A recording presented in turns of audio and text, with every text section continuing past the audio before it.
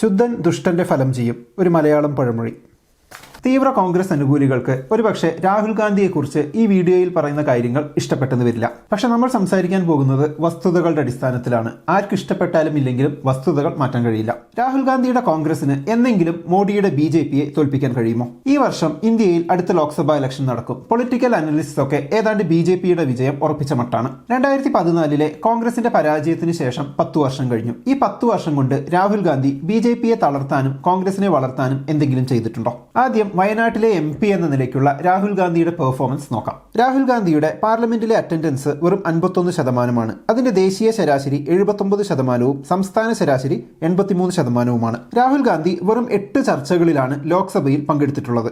അതിന്റെ ദേശീയ ശരാശരി 46.7%, സംസ്ഥാന ശരാശരി 78.5%. രാഹുൽ ഗാന്ധി വെറും 99 ചോദ്യങ്ങളാണ് ചോദിച്ചിട്ടുള്ളത്. ദേശീയ ശരാശരി 210, സംസ്ഥാന ശരാശരി 275. രാഹുൽ ഗാന്ധിയുടെ പ്രൈവറ്റ് മെമ്പേഴ്സ് ബില്ല് 0. ചുമ്മാ ഒരു താരതമ്യത്തിന് കേരളത്തിൽ നിന്നുള്ള മറ്റ് ചില MPസിന്റെ പെർഫോമൻസ് നോക്കാം. ശശി തരൂരിന്റേത്, രമ്യ ഹരിദാസിന്റേത്, AM ആരിഫിന്റേത്. PRSindia.org വെബ്സൈറ്റിൽ പോയി നിങ്ങൾക്കും ഇത് നോക്കാവുന്നതാണ്. അപ്പൊ ഇതിൽ നിന്ന് മനസ്സിലാക്കാം ലോക്സഭയിലെ രാഹുൽ ഗാന്ധിയുടെ പെർഫോമൻസ് വളരെ ശോകമാണ് എന്നത്. ഇനി ദേശീയ നേതാവായ രാഹുൽ ഗാന്ധി വയനാടിന്റെ MP ആയതുകൊണ്ട് വയനാടിന് എന്തെങ്കിലും ഗുണങ്ങൾ ഉണ്ടായോ എന്ന് നോക്കാം. വയനാട്ടിലെ ജനങ്ങൾക്ക് അടിയന്തരമായി പരിഹാരം വേണ്ട ചില പ്രശ്നങ്ങളുണ്ട്. അതിലൊന്ന് വന്യജീവികൾ കൃഷി നശിപ്പിക്കുന്നതും മനുഷ്യരെ ആക്രമിക്കുന്നതുമാണ്. ഈ അടുത്ത് വയനാട്ടിൽ ഒരു കാട്ടാന ഒരാളെ വീട്ടുമുറ്റത്ത് കയറി കൊന്നത് വലിയ വാർത്തയായിരുന്നു. വയനാട്ടിലെ ജനങ്ങൾ സ്ഥിരം നേരിടുന്ന ഒരു പ്രശ്നമാണിത്. ഇതിനൊരു ശാശ്വത പരിഹാരം കണ്ടെത്താനുള്ള യാതൊരു ശ്രമവും ഒരു MP എന്ന നിലയ്ക്ക് രാഹുൽ ഗാന്ധിയുടെ ഭാഗത്തു നിന്നും ഉണ്ടായിട്ടില്ല. വയനാട്ടിലെ ജനങ്ങൾ സ്ഥിരം കേൾക്കുന്ന മറ്റൊരു സംഭവമാണ് കോഴിക്കോട് മെഡിക്കൽ കോളേജിൽ എത്തുന്നതിന് മുമ്പ് അയാൾ മരിച്ചുപോയി എന്ന്.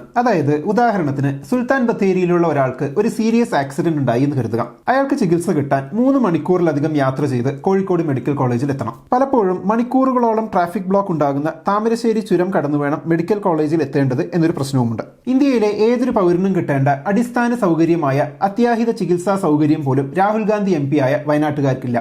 അതിനൊരു പരിഹാരം കണ്ടെത്താനും ഇതുവരെ അദ്ദേഹം ശ്രമിച്ചിട്ടില്ല. ചുരത്തിലെ ഗതാഗത കുരുക്ക് കുറയ്ക്കാനോ ഒരു ബദൽ റോഡ് അല്ലെങ്കിൽ റെയിൽ മാർഗം കൊണ്ടുവരാനോ അദ്ദേഹം ശ്രമിച്ചിട്ടില്ല. പിന്നെ ബത്തേരി മൈസൂർ റോഡിലെ രാത്രി യാത്രാ നിരോധനം കാരണമുള്ള വലിയ പ്രശ്നമുണ്ട്. അത് വയനാട്ടിലെ ടൂറിസം സാധ്യതയെയും വലിയ രീതിയിൽ ബാധിക്കുന്നുണ്ട്. പക്ഷെ രാഹുൽ ഗാന്ധിക്ക് ഇതൊന്നും അഡ്രസ് ചെയ്യാനുള്ള സമയം ഈ 5 വർഷത്തിനിടയ്ക്ക് കിട്ടിയിട്ടില്ല. സ്വന്തം മണ്ഡലത്തിലെ ജനങ്ങളുടെ അടിസ്ഥാന പ്രശ്നങ്ങൾക്ക് പരിഹാരം കണ്ടെത്താൻ ശ്രമിക്കുക പോലും ചെയ്യാത്ത ഒരാളെയാണോ അടുത്ത പ്രധാനമന്ത്രി സ്ഥാനാർത്ഥിയായി ഇപ്പോഴും പലരും സ്വപ്നം കാണുന്നത്? ജനാധിപത്യത്തിന്റെയും സ്വേച്ഛാധിപത്യത്തിന്റെയും ഒരു പ്രധാന വ്യത്യാസം ജനാധിപത്യത്തിൽ ശക്തമായൊരു പ്രതിപക്ഷം ഉണ്ടാകും എന്നതാണ്. ശക്തമായ പ്രതിപക്ഷമില്ലാത്ത ജനാധിപത്യവും സ്വേച്ഛാധിപത്യവും തമ്മിൽ വലിയ വ്യത്യാസമൊന്നും ഉണ്ടാകില്ല. അത് ഇന്ത്യയിൽ നമ്മളിപ്പോൾ കണ്ടുകൊണ്ടിരിക്കുന്നതുമാണ്. ഇത്രയും ദുർബലമായ ഒരു പ്രതിപക്ഷം എന്ന ഇന്നത്തെ അവസ്ഥയിലേക്ക് ഇന്ത്യ എത്താനുള്ള ഒരു പ്രധാന കാരണം രാഹുൽ ഗാന്ധിയാണ്. ഇന്ത്യ പോലൊരു വലിയ രാജ്യത്തുടനീളം വ്യാപിച്ചു കിടക്കുന്ന ശക്തമായ ഒരു രാഷ്ട്രീയ പാർട്ടി ഉണ്ടാക്കിയെടുക്കുക എന്നത് അത്ര എളുപ്പമല്ല. പ്രാദേശികമായി എത്ര ശക്തമാണെങ്കിലും ദേശീയ തലത്തിൽ വളർന്ന് BJPയെ നേരിടാനുള്ള കപ്പാസിറ്റിയുള്ള ഒരു പാർട്ടിയും ഇന്ന് ഇന്ത്യയിലില്ല, കോൺഗ്രസ് ഒഴികെ. എന്നാൽ രാജ്യത്തുടനീളം വ്യാപിച്ചു കിടക്കുന്ന കോൺഗ്രസിനെ അതിന്റെ ഫുൾ പൊട്ടൻഷ്യലിൽ എത്താൻ രാഹുൽ ഗാന്ധി തടസ്സമായി നിൽക്കുന്നത് പോലെയാണ് തോന്നിയിട്ടുള്ളത്.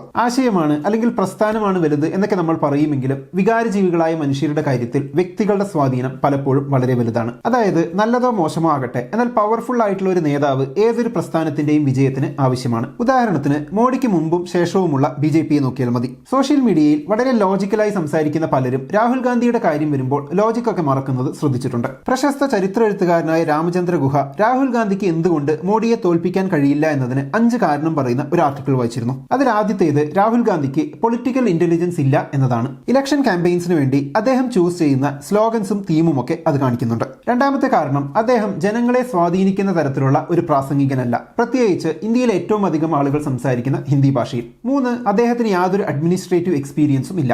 മൻമോഹൻ സിംഗ് ഭരിച്ച 10 വർഷ കാലയളവിൽ രാഹുൽ ഗാന്ധിക്ക് ഈസിയായി ഒരു മിനിസ്ട്രി പൊസിഷൻ ഏറ്റെടുത്ത് എക്സ്പീരിയൻസ് ഉണ്ടാക്കാമായിരുന്നു. തനിക്ക് കഴിവുണ്ടെങ്കിൽ അത് തെളിയിക്കാമായിരുന്നു. പക്ഷെ അദ്ദേഹം അതിന് ശ്രമിച്ചില്ല. നാലാമത്തേത് രാഷ്ട്രീയത്തിൽ വേണ്ട സ്റ്റാമിനയോ തുടർച്ചയായി പണിയെടുക്കേണ്ട മനസ്സോ അദ്ദേഹത്തിനില്ല. ഇടയ്ക്കിടെ ആഴ്ചകളോളം പബ്ലിക് സ്പേസിൽ നിന്നും അദ്ദേഹം മിസ്സിംഗ് ആകുന്നത് അതാണ് കാണിക്കുന്നത്. അഞ്ചാമത്തേത് ഇന്നത്തെ യങ് ജനറേഷന്റെ മുന്നിൽ ഇന്ത്യയുടെ അധികാരം എനിക്ക് അവകാശപ്പെട്ടതാണ് എന്നൊരു എൻടൈറ്റിൽഡ് ഇമേജ് ആണ് അദ്ദേഹം നൽകുന്നത്. ഇടയ്ക്കിടെ പറയുന്ന ഇന്ദിരാഗാന്ധി റെഫറൻസ് ഒക്കെ അതാണ് കാണിക്കുന്നത്. എന്നാൽ ഇന്നത്തെ യങ് ജനറേഷന് വേണ്ടത് ആരുടെ മകൻ പേരക്കുട്ടി എന്നതല്ല, സ്വന്തമായി എന്തെങ്കിലും ചെയ്തിട്ടുണ്ടോ എന്നതാണ്. 2019 ഇലക്ഷനിൽ 12 കോടിയോളം പേർ പേർ കോൺഗ്രസിന് വോട്ട് ചെയ്തിട്ടുണ്ട്. അതായത് ഇപ്പോഴും ഇന്ത്യയിലുടനീളം കോൺഗ്രസിന് വേരുകളുണ്ട്. നന്നായി വെള്ളമൊഴിച്ച് പരിപോഷിപ്പിച്ചാൽ പടർന്ന് പന്തലിക്കാൻ കഴിവുള്ള വേരുകൾ. എന്നാൽ മഴ കിട്ടേണ്ട വേരുകൾക്ക് അതിന് തടസ്സമായി നിൽക്കുന്ന ഒരു പ്ലാസ്റ്റിക് ഷീറ്റ് പോലെയാണ് ഇപ്പോൾ രാഹുൽ ഗാന്ധി. രാഹുൽ ഗാന്ധിയുടെ മറ്റൊരു പ്രശ്നം ഞാൻ സ്വന്തമായി ഒന്നും ചെയ്യുകയുമില്ല, മറ്റാരെ കൊണ്ടും ചെയ്യിപ്പിക്കുകയുമില്ല എന്നതാണ്. അതിന്റെ ഉദാഹരണമാണ് കോൺഗ്രസിന്റെ പ്രസിഡന്റ് സ്ഥാനത്തേക്ക് നടന്ന തെരഞ്ഞെടുപ്പ്. ഗാന്ധി ലോയലിസ്റ്റായ ഒരാളാണ് പ്രസിഡന്റ് ആയത്. അതായത് പുറകിൽ നിന്ന് ചരട് വലിക്കുന്നത് ഗാന്ധി ഫാമിലി തന്നെയായിരിക്കുമെന്ന്. ഇപ്പോഴും രാഹുൽ ഗാന്ധിയെ സപ്പോർട്ട് ചെയ്യുന്ന കോൺഗ്രസുകാർ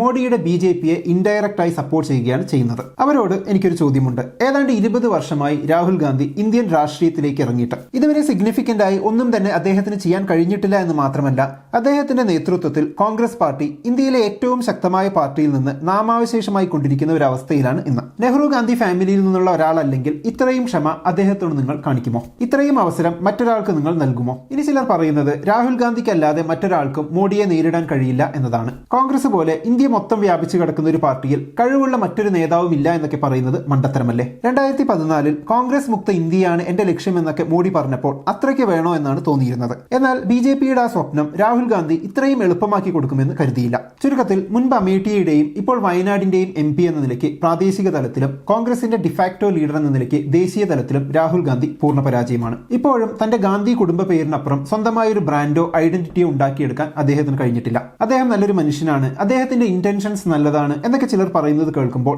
ശുദ്ധൻ ദുഷ്ടന്റെ ഫലം ചെയ്യുമെന്ന വാചകമാണ് ഓർമ്മ വരിക. ഒന്നുകിൽ അദ്ദേഹം ഒരു ഫുൾ ടൈം പൊളിറ്റീഷ്യനായി മാറി കൂടുതൽ എഫിഷ്യന്റ് ആയിട്ടുള്ള സ്ട്രാറ്റജീസ് ഉണ്ടാക്കി മോഡിയുടെ BJPയെ നേരിടുക. അതിലെനിക്ക് വലിയ പ്രതീക്ഷയില്ല. മറ്റൊരു ഓപ്ഷൻ പൂർണ്ണമായി മാറി നിന്ന് ഗാന്ധി ലോയലിസ്റ്റ് അല്ലാത്ത ആർക്കെങ്കിലും കോൺഗ്രസിനെ നയിക്കാനുള്ള അവസരം നൽകുക. കുറച്ച് വർഷങ്ങൾ കൂടി കഴിയുമ്പോൾ കോൺഗ്രസ് എന്നൊരു പാർട്ടി ഉണ്ടായിരുന്നു എന്ന് പറയേണ്ട ഒരു അവസ്ഥയിലേക്ക് എത്താതിരിക്കാൻ അത് മാത്രമാണ് വഴി. എന്താണ് ഒരു രാഷ്ട്രീയ നേതാവ് എന്ന നിലയ്ക്ക് രാഹുൽ ഗാന്ധിയെക്കുറിച്ചുള്ള നിങ്ങളുടെ അഭിപ്രായം? കമന്റ് ബോക്സിൽ എഴുതുമല്ലോ. നമുക്ക് അടുത്ത വീഡിയോയിൽ വീണ്ടും കാണാം. ബൈ.